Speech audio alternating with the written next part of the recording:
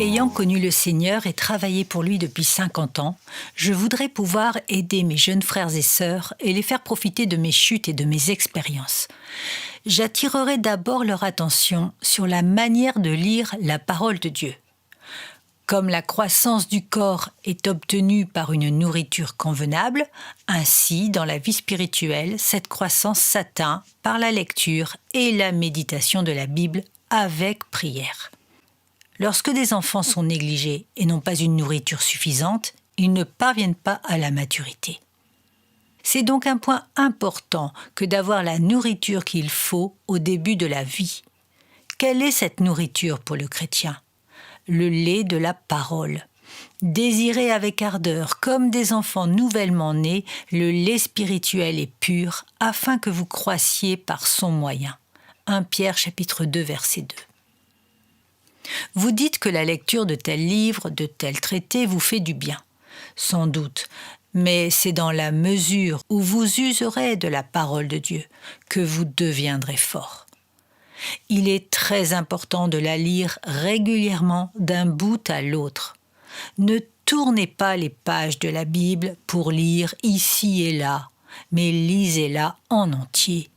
Je vous parle avec l'expérience de quelqu'un qui a connu la bénédiction de lire ainsi la parole pendant 46 ans. Pendant les premières années de ma vie chrétienne, je ne l'ai pas fait. Aussi, quoique prédicateur, je ne faisais pas de progrès dans la vie.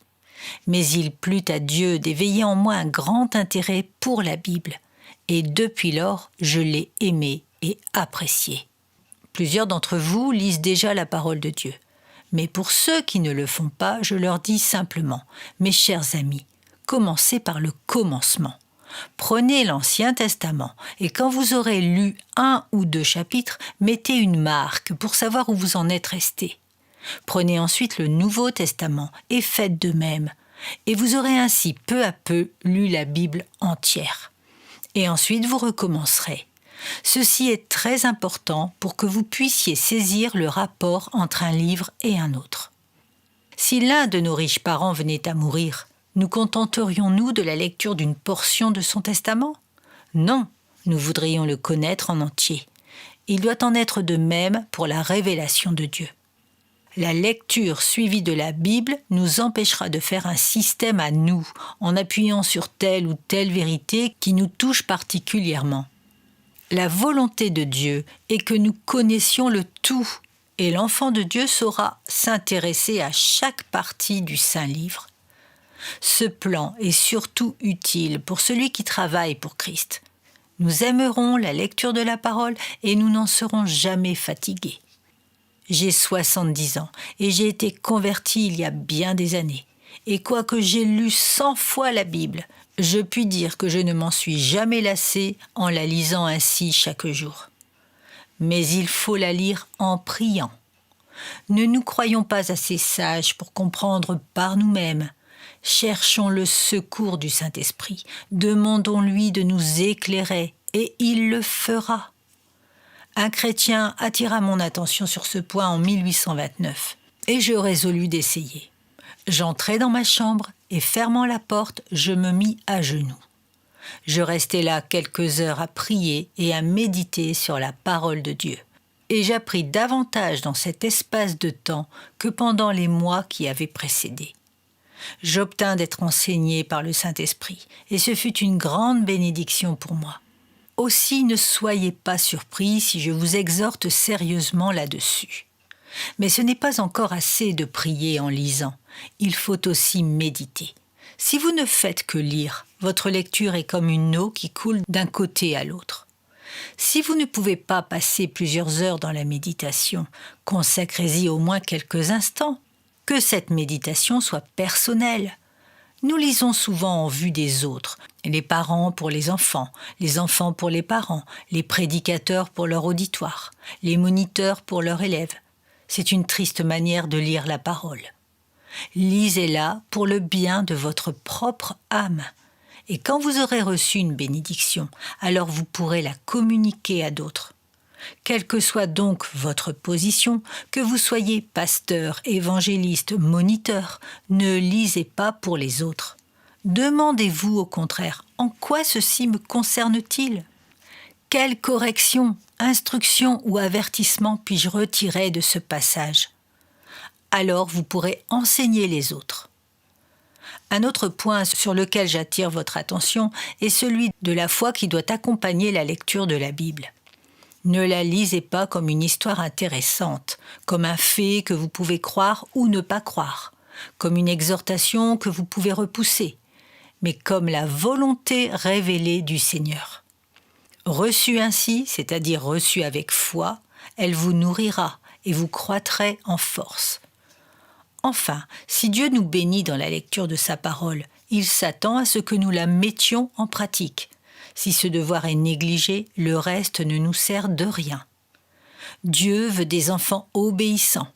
Jésus disait « Vous savez ces choses, vous êtes bienheureux si vous les pratiquez ». Nous ne pouvons attendre du secours de notre Père céleste que si nous nous efforçons de faire sa volonté. Efforçons-nous d'être de ceux qui pratiquent la parole.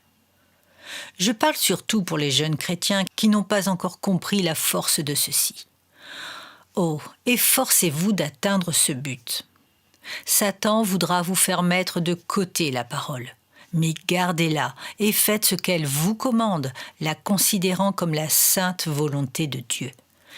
Et souvenez-vous qu'elle renferme tout ce que nous avons besoin de savoir sur Dieu, sur Jésus-Christ et sur la puissance du Saint-Esprit, sur notre route vers le ciel et le bonheur de la vie à venir, sur notre vie chrétienne en un mot. Étudions donc cette sainte parole avec notre cœur tout entier, avec prière, méditation, foi et obéissance. J'ajouterai quelques mots sur la prière. Nous n'avons aucun bien en nous, et nous ne pouvons plaire à Dieu qu'autant qu'il nous le permet.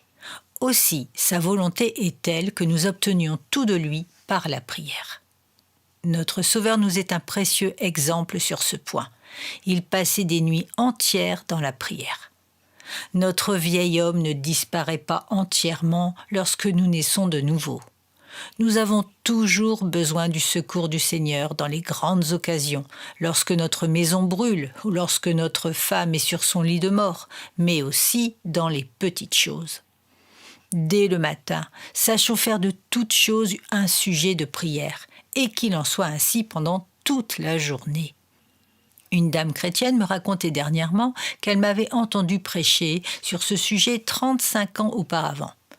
J'avais dit, parlant de la prière dans les petites choses, que s'il nous arrivait un paquet dont nous ne puissions pas défaire la corde, nous pouvions demander à Dieu de nous aider. J'avais oublié ces paroles, mais elle s'en était souvenue et en avait été fortifiée. Je le répète donc, mes chers amis, il n'y a rien de trop petit pour la prière. Dans les choses les plus simples de notre vie journalière, prions et Jésus nous aidera. Je prie pour les plus petites bagatelles. Et souvent le matin, avant de quitter ma chambre, j'ai 2 ou 3 réponses à mes prières. Jeunes chrétiens qui entrez dans la vie de la foi, apprenez avec une simplicité enfantine à vous attendre à Dieu pour tout.